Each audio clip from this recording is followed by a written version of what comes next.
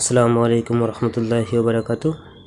আজকের ভিডিওটা আমি সম্পূর্ণ নতুন।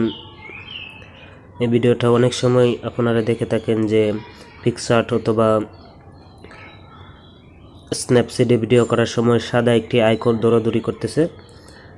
অনেকেই প্রশ্ন করে এটা খুঁজে পায় না, তাই ভিডিওটা আমি করলাম। এর জন্য আপনাকে সহজ দুটি স্টেপ পালন করতে হবে।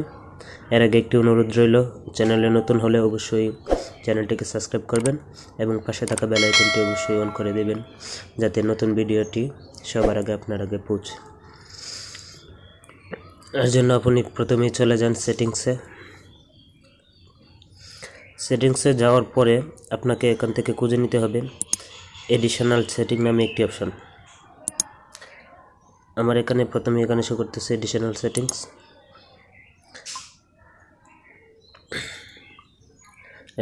এডিশনাল সেটিংসে যাওয়ার পরে আপনাকে যে কাজটি করতে হবে, আমার এখানে অলরেডি ডেভেলপার অপশানটা অন করা আছে।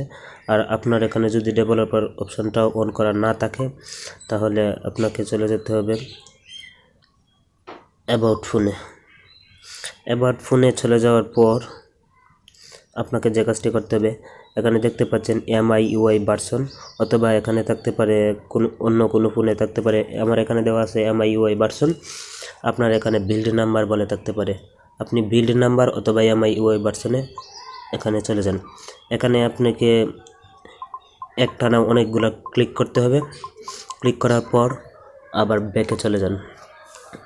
ব্যাকে চলে যাওয়ার পর আপনি এডিশনাল সেটিংটি খুঁজে বের করুন। আপনার ফোনে থাকা এডিশনাল সেটিংটি খুঁজে বের করুন। আমি এডিশনাল সেটিংটি খুঁজে বের করলাম। এরপর এখানে নতুন একটি অপশান খুলে যাবে, যেটাকে বলা হয় ডেভেলপার অপশান। এখান থেকে ডেভেলপার অপশানে ক্লিক করুন।